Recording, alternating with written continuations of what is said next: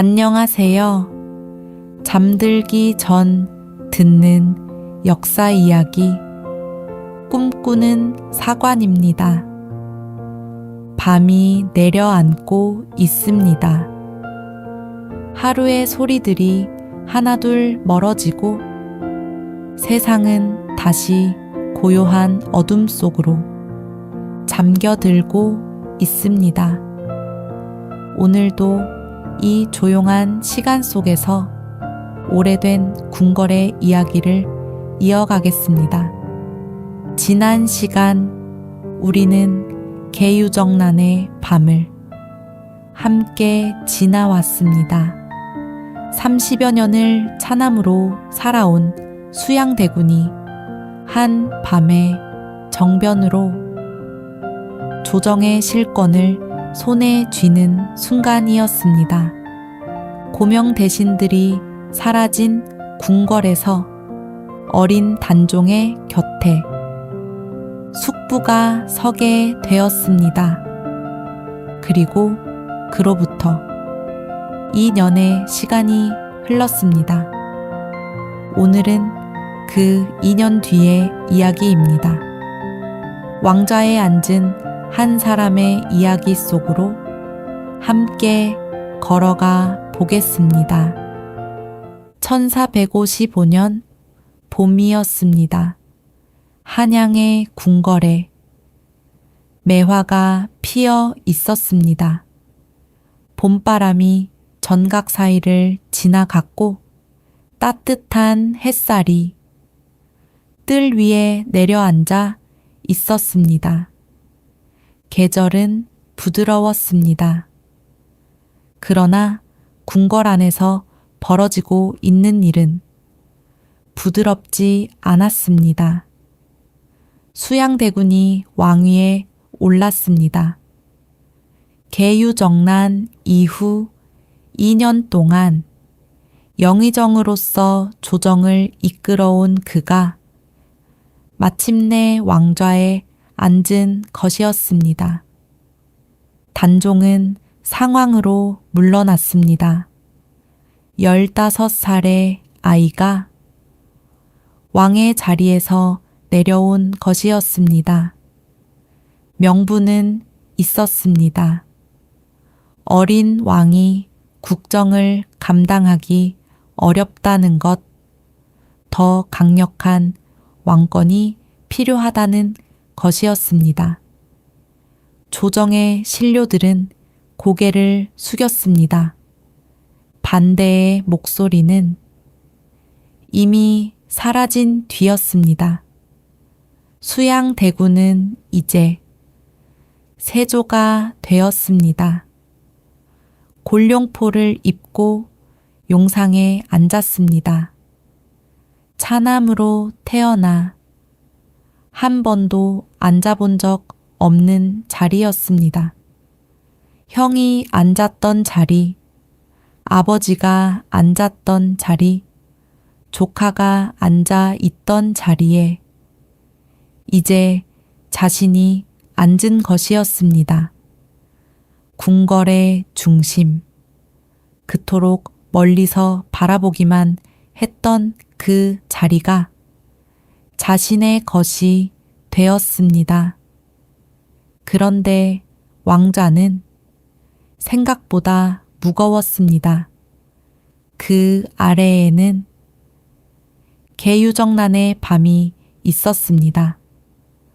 고명 대신들의 빈자리가 있었습니다.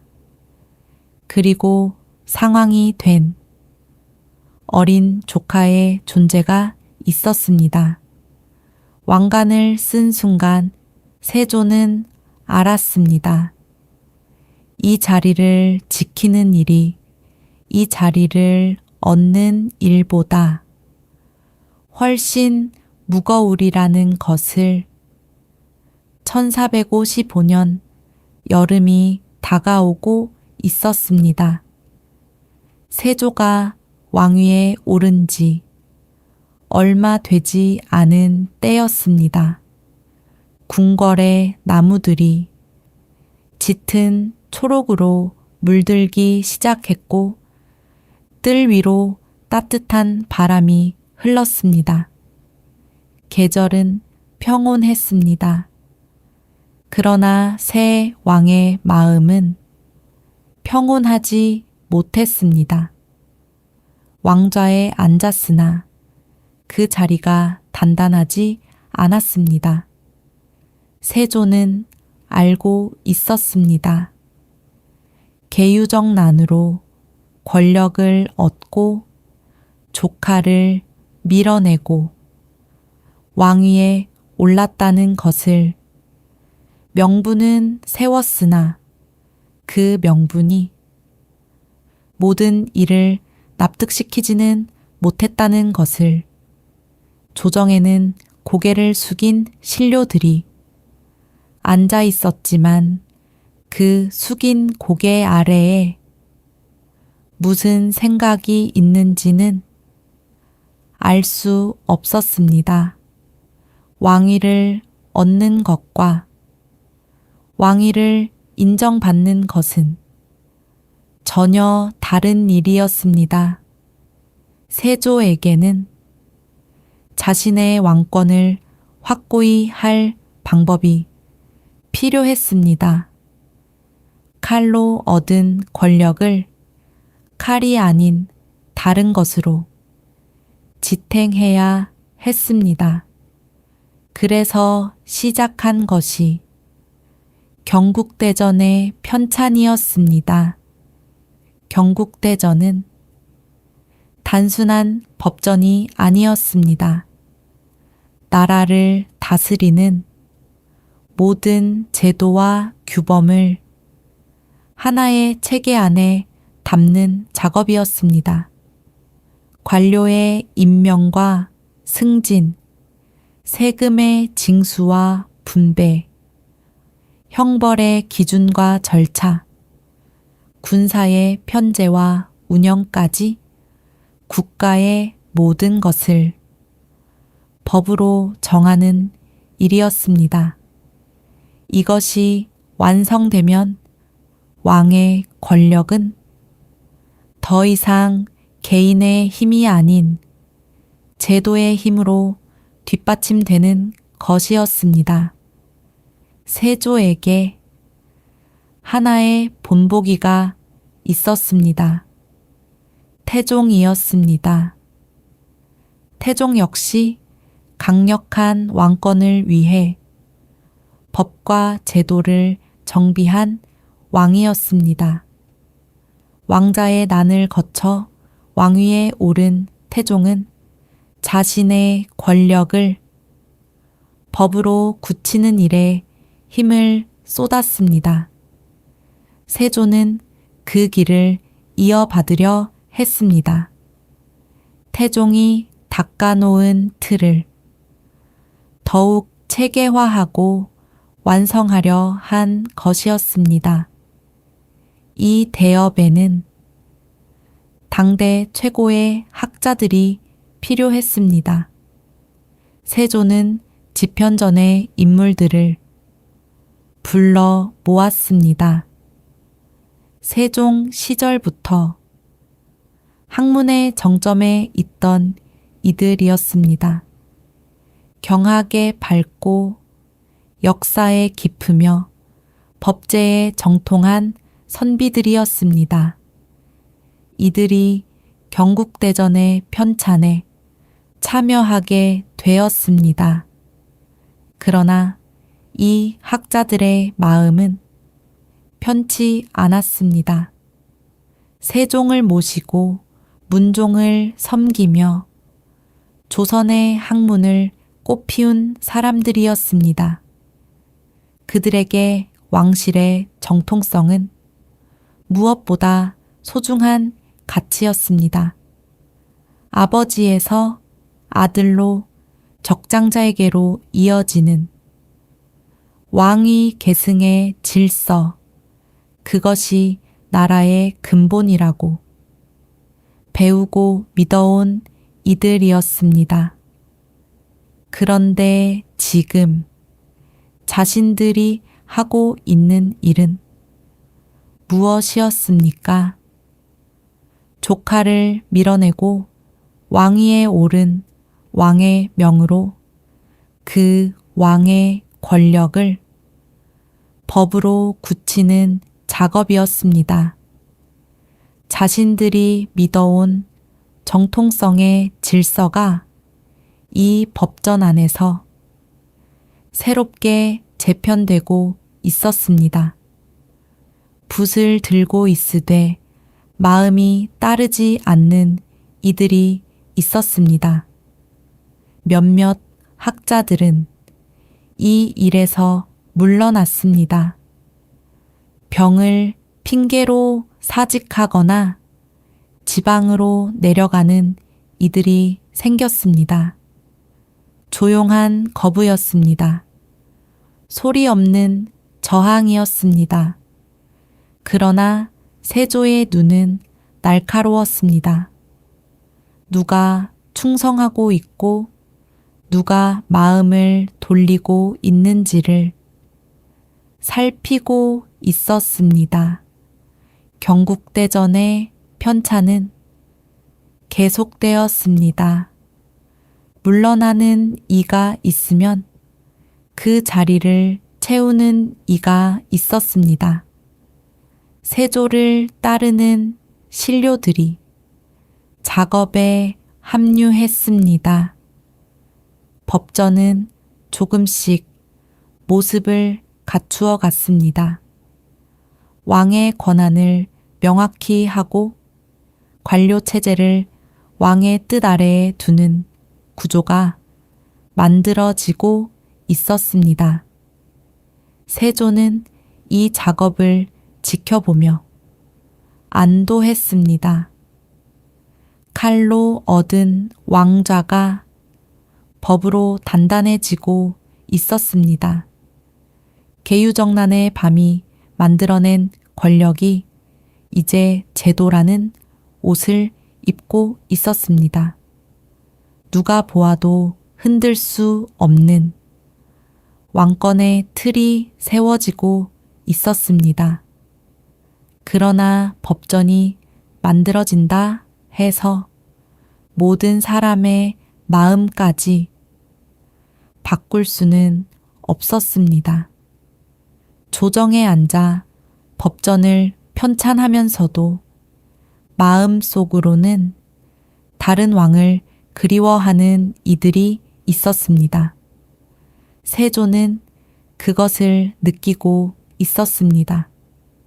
왕좌 위에서 내려다보는 조정이 온전히 자신의 것이 아니라는 불안감이 법전의 글자 사이사이에 스며들어 있었습니다. 가을이 오고 있었습니다.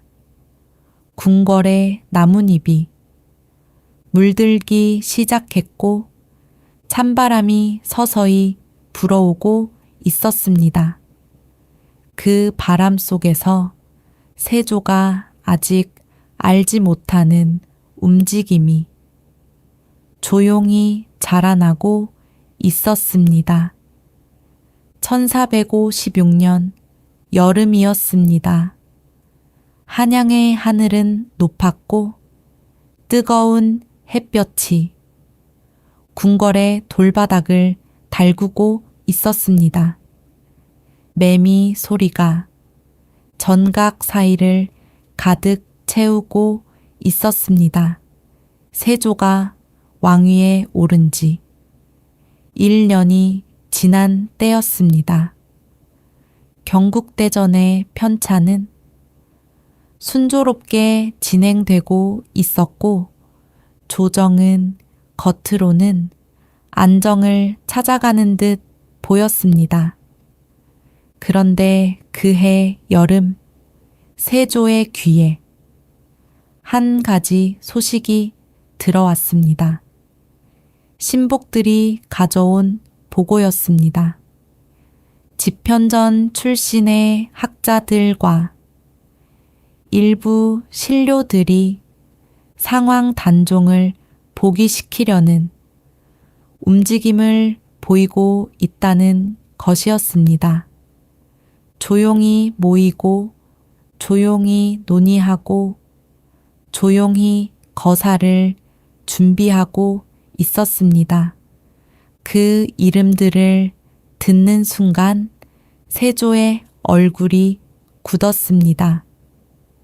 박팽년, 성산문, 하위지, 이계, 유성원, 유응부. 낯선 이름이 아니었습니다. 세종 시절부터 지편전에서 학문을 갈고 닦은 인물들이었습니다. 세조 자신도 한때 그들과 어깨를 나란히 했던 적이 있었습니다. 같은 궁궐에서 같은 학문을 배우며 자란 이들이었습니다. 그들이 꾀한 것은 단종의 복이었습니다. 상황으로 물러난 단종을 다시 왕좌에 앉히려는 것이었습니다. 세조가 차지한 왕위는 정당하지 않다는 믿음이 그 바탕에 있었습니다. 문종이 남긴 유명, 적장자에게 이어져야 할 왕위의 질서, 그것이 계유정난으로 무너졌다고 생각한 것이었습니다. 이들에게 단종은 여전히 조선의 진정한 왕이었습니다. 거사의 계획은 치밀했습니다. 명나라 사신을 맞이하는 연회의 자리를 노렸습니다. 세조와 신료들이 한자리에 모이는 그 순간을 틈타 권력의 판을 뒤집으려 한 것이었습니다. 성산문과 박팽년이 중심이 되어 계획을 세웠고 무인 유응부가 실행을 맡기로 했습니다. 그러나 거사는 실행되지 못했습니다. 계획에 참여했던 한 사람이 마음을 바꾼 것이었습니다. 김질이라는 인물이었습니다. 그는 거사의 내용을 세조 측에 알렸습니다. 내통이었습니다. 치밀하게 준비한 계획이 안에서부터 무너진 것이었습니다. 세조는 즉각 움직였습니다. 거사에 가담한 이들이 하나둘 체포되었습니다. 성산문, 박팽년, 하위지, 이계, 유성원, 유응부 6명의 이름이 영모의 죄인으로 올려졌습니다. 훗날 사육신이라 불리게 될 이들이었습니다. 신문이 이어졌습니다. 세조는 그들이 왜 이런 일을 꾀했는지를 물었습니다. 돌아온 대답은 세조의 가슴을 무겁게 만드는 것이었습니다. 단종이 정당한 왕이라는 것, 왕위의 정통성을 지켜야 한다는 것, 신하로서 마땅히 해야 할 도리라는 것이었습니다. 그들은 자신들이 역적이 아니라 충신이라고 믿고 있었습니다. 세조에게 이 말은 칼보다 날카로운 것이었습니다. 자신이 세운 왕권의 정당성을 정면으로 부정하는 말이었습니다. 경국대전을 편찬하고 법과 제도로 왕위를 굳히려 했으나 이 학자들의 마음속에서 자신은 여전히 찬탈자였습니다. 법전의 글자로는 바꿀 수 없는 것이 있었습니다. 사람의 마음이었습니다. 세조는 이들을 살려둘 수 없었습니다. 왕위를 부정하는 자들을 용납하면 왕권은 다시 흔들릴 것이었습니다. 한 번의 관용이 또 다른 반란을 부를 수 있었습니다. 세조는 6명 모두에게 사형을 내렸습니다. 영모의 죄로 다스린 것이었습니다. 그들의 가족에게도 연좌의 벌이 내려졌습니다. 철저한 응징이었습니다. 성산문은 끝까지 뜻을 굽히지 않았습니다. 박팽년도 마찬가지였습니다. 죽음 앞에서도 자신들의 신념을 내려놓지 않은 것이었습니다. 그 모습은 세조에게 깊은 자국을 남겼습니다. 자신이 죽이는 이들이 비겁한 반역자가 아니라 신념을 가진 학자들이라는 것을 알고 있었기 때문이었습니다. 사육신이 세상을 떠났습니다. 세종 시절 집현전에서 학문을 꽃피우던 이들이 한여름의 형장에서 사라진 것이었습니다. 궁궐은 다시 조용해졌습니다. 반란은 진압되었고 세조의 왕권은 다시 한번 지켜졌습니다. 그러나 세조의 마음속에는 무거운 것이 하나 더 쌓였습니다. 계유정난으로 고명 대신들을 베었고 이제는 학자들까지 죽였습니다. 왕좌를 지키기 위해 흘려야 하는 피가 끝없이 늘어나고 있었습니다. 여름의 매미 소리가 잦아들고 가을이 다가오고 있었습니다. 궁궐의 나뭇잎이 붉게 물들기 시작했습니다. 그런데 이 가을이 지나기도 전에 세조를 향한 또 하나의 칼날이 준비되고 있었습니다. 이번에는 더 가까운 곳에서였습니다. 1457년 이른 봄이었습니다.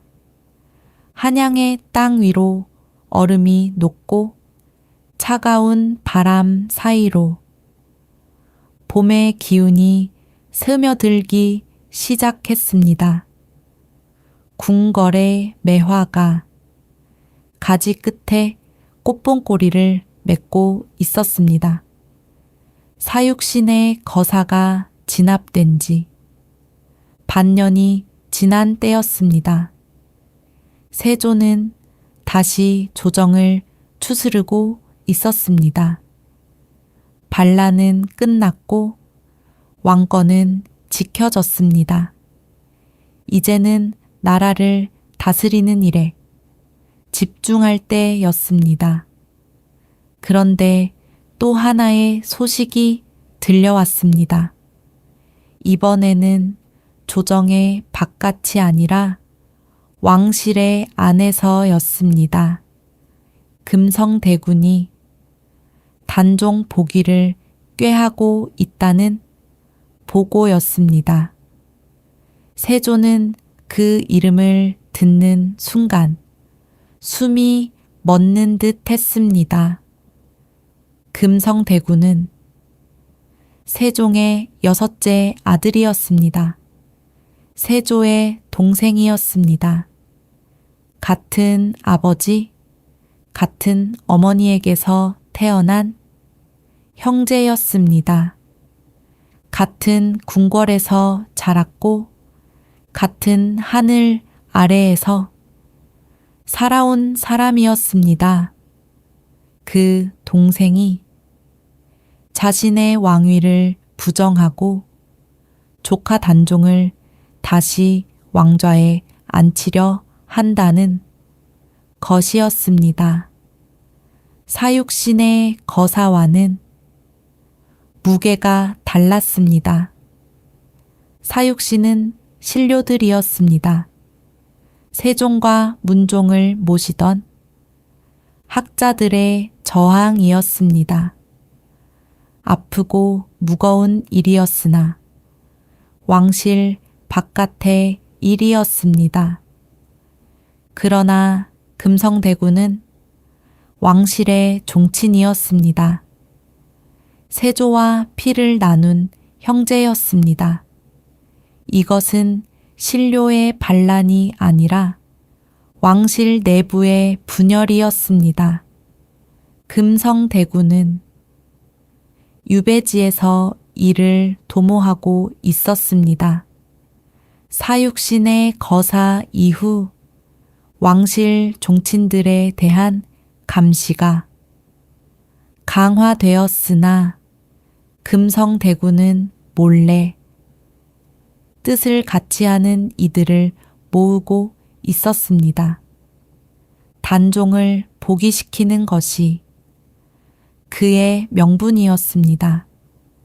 형이 찬탈한 왕위를 바로잡겠다는 것이었습니다. 세조는 이 소식을 듣고 오랫동안 아무 말도 하지 못했습니다. 또다시 반란이었습니다.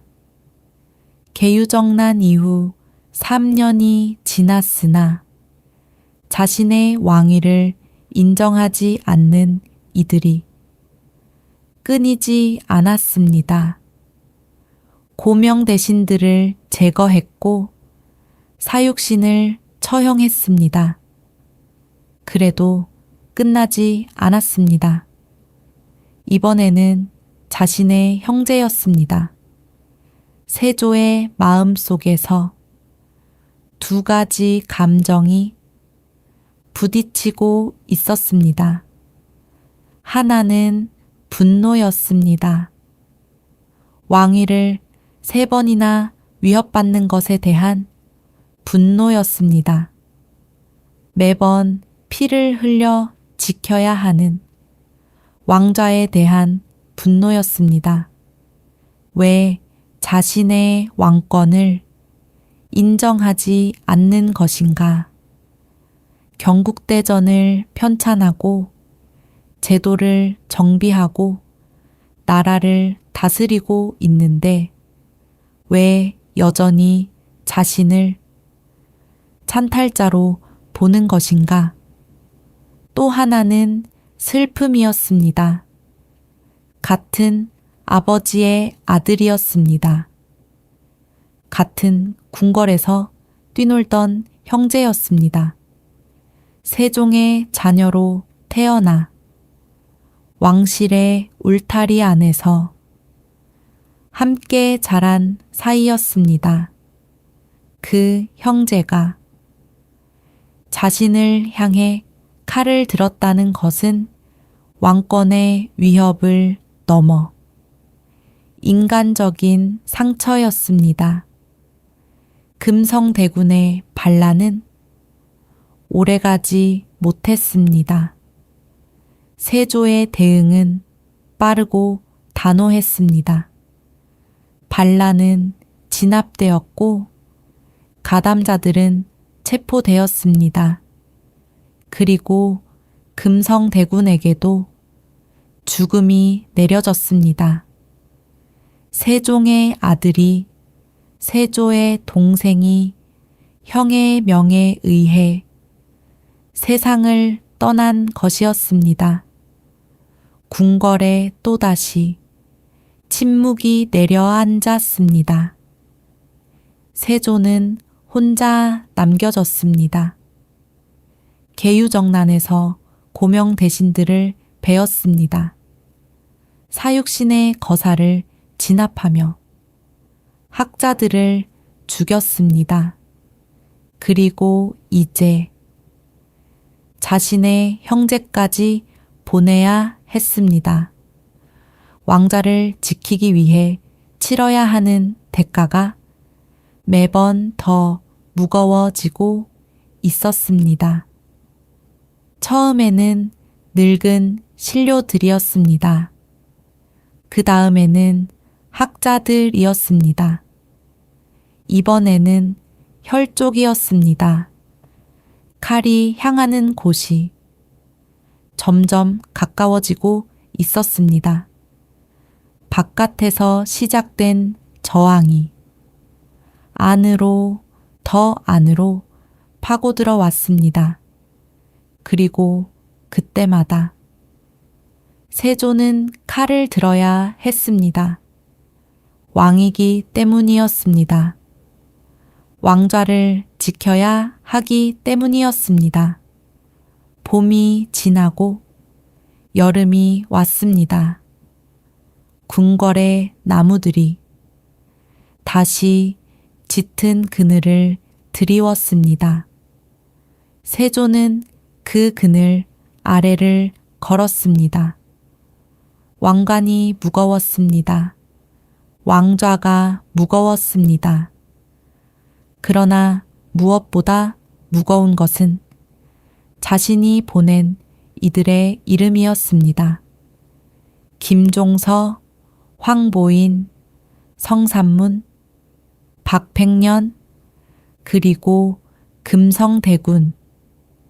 그 이름들이 하나씩 쌓일 때마다 세조의 어깨는 조금씩 더 내려앉고 있었습니다.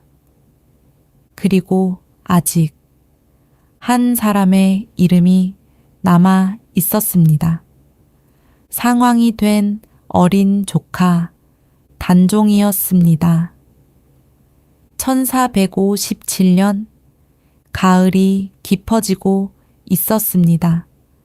한양의 나뭇잎이 붉고 노랗게 물들어 있었습니다. 바람이 불 때마다 잎사귀들이 소리 없이 떨어졌습니다. 궁궐의 뜰에도 낙엽이 쌓이고 있었습니다. 하나씩 하나씩 내려앉는 것들이 있었습니다. 나뭇잎만이 아니었습니다. 금성대군의 반란이 진압된 뒤 조정에서는 하나의 논의가 시작되었습니다. 상왕 단종의 처우에 대한 것이었습니다. 단종은 이미 왕위에서 물러나 상왕이 된 지 2년이 넘었습니다. 그리고 금성대군의 반란 이후 상왕의 신분마저 박탈당했습니다. 노산군으로 강등된 것이었습니다. 왕이었던 아이가 상왕이 되었다가 이제는 군으로 떨어진 것이었습니다. 노상운이 된 단종은 강원도 영월로 유배되어 있었습니다. 궁궐에서 멀리 떨어진 산골이었습니다. 아버지가 앉았던 왕좌에서 내려온 아이가 이제 깊은 산속의 작은 처소에서 지내고 있었습니다. 17살이었습니다. 왕이 되기에도 유배객이 되기에도 어린 나이였습니다. 세조의 신료들은 한 가지 사실을 왕에게 아뢰었습니다. 단종이 살아있는 한 보기를 꾀하는 움직임은 사라지지 않을 것이라는 것이었습니다. 사육신의 거사도 금성대군의 반란도 모두 단종이라는 존재가 있었기에 가능한 일이었습니다. 단종이 있는 한 반란의 명분도 함께 살아 있었습니다.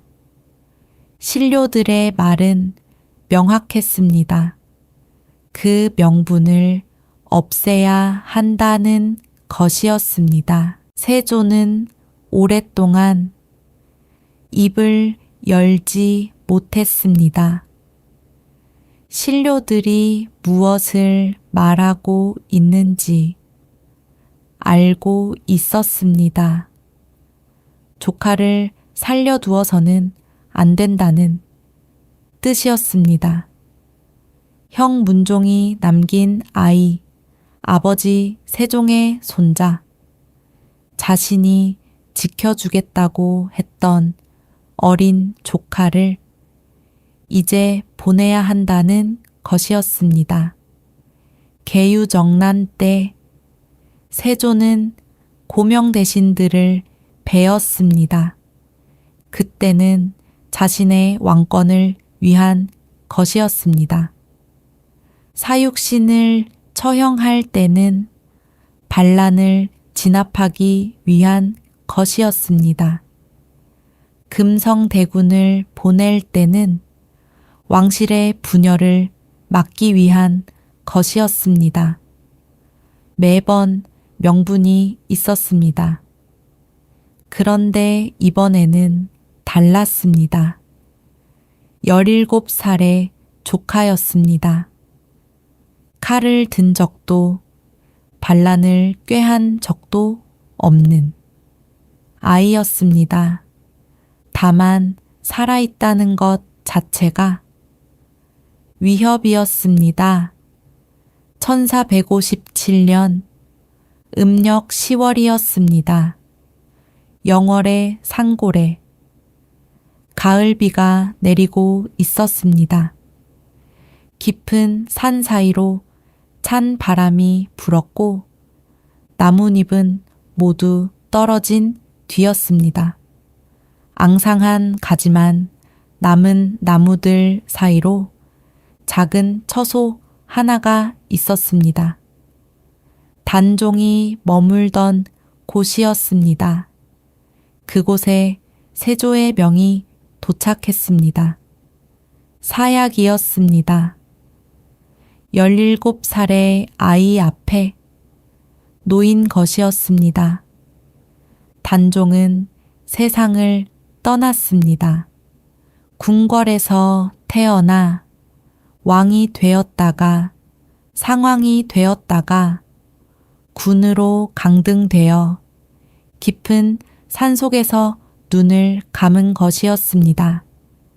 아버지 문종이 자신을 지켜달라며 남긴 유명은 이제 아무 의미도 없는 것이 되었습니다.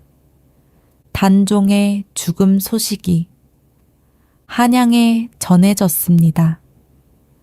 궁궐은 침묵에 잠겼습니다. 조정의 신료들은 아무 말도 하지 않았습니다. 공식적으로는 병으로 세상을 떠난 것으로 기록되었습니다. 그러나 모두가 알고 있었습니다. 진실이 무엇인지를 그 밤 세조는 잠들지 못했습니다. 궁궐의 밤은 고요했습니다. 바람 소리도 멈추고 벌레 소리도 끊긴 늦가을의 밤이었습니다. 세조는 홀로 앉아 있었습니다. 왕관을 벗어놓은 방 안에서 한 사람의 숙부로 앉아 있었습니다. 자신이 무엇을 한 것인지를 알고 있었습니다. 형이 남긴 아들을 보내버린 것이었습니다. 아버지의 손자를 보내버린 것이었습니다. 왕좌를 지키기 위해 자신이 지켜야 했던 사람을 보낸 것이었습니다.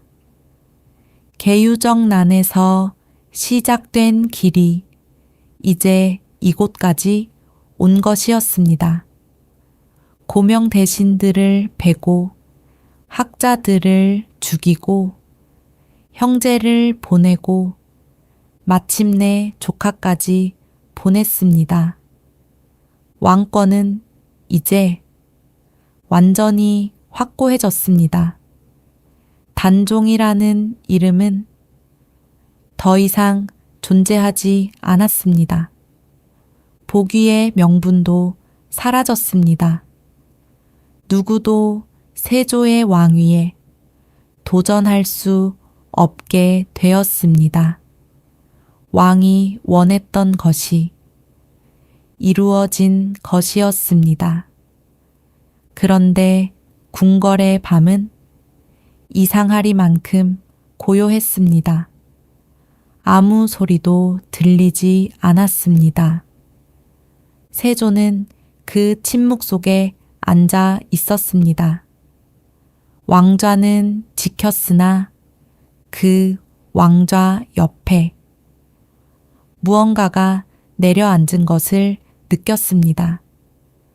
보이지 않는 그림자였습니다. 이제부터 영원히 자신을 따라다닐 무겁고 깊은 그림자였습니다. 단종이 떠난 뒤 궁궐은 달라지지 않았습니다.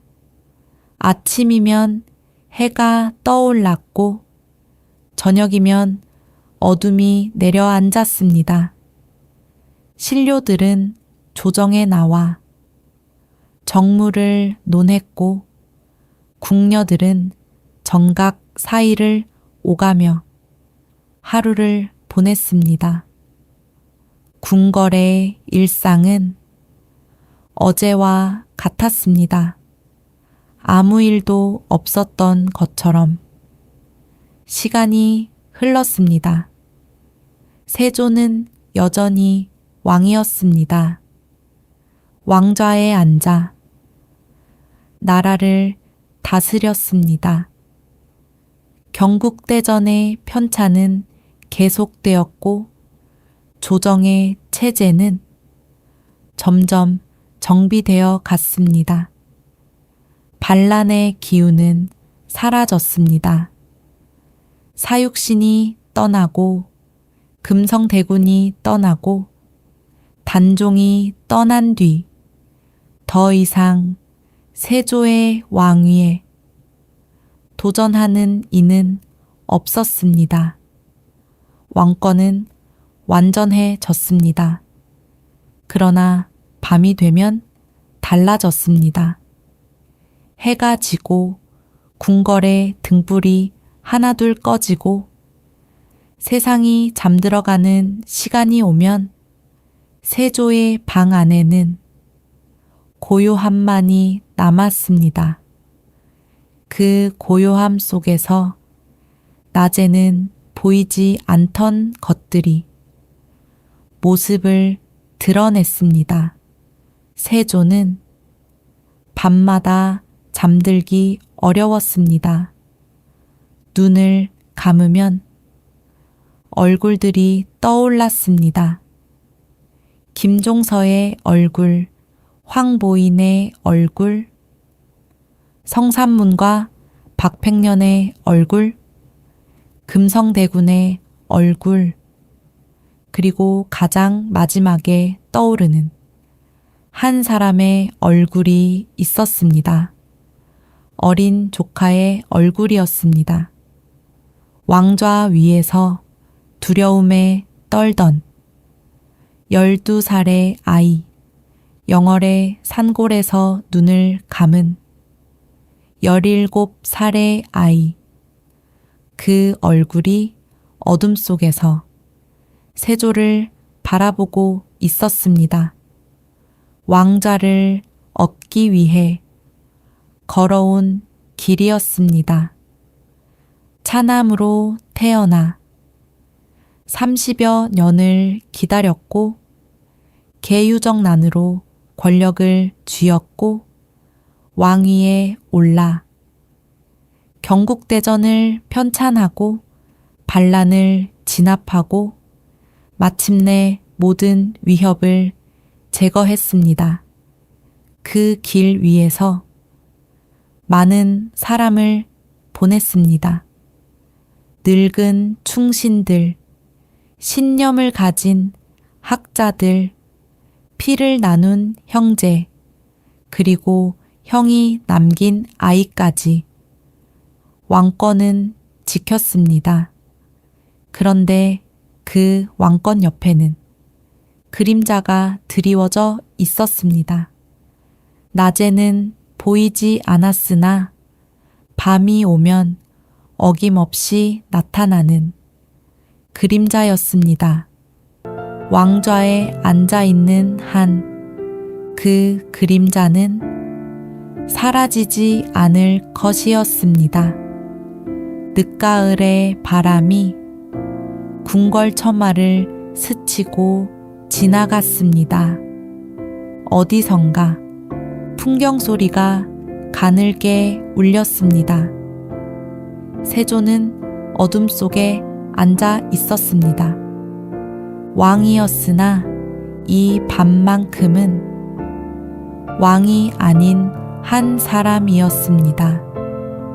자신이 걸어온 길의 무게를 이 밤의 침묵 속에서 홀로 감당하고 있었습니다. 이 이야기는 여기서 잠시 멈추겠습니다. 다음 시간에는 이 그림자를 안고 살아가는 왕의 이야기로 찾아뵙겠습니다. 편안한 밤 되세요.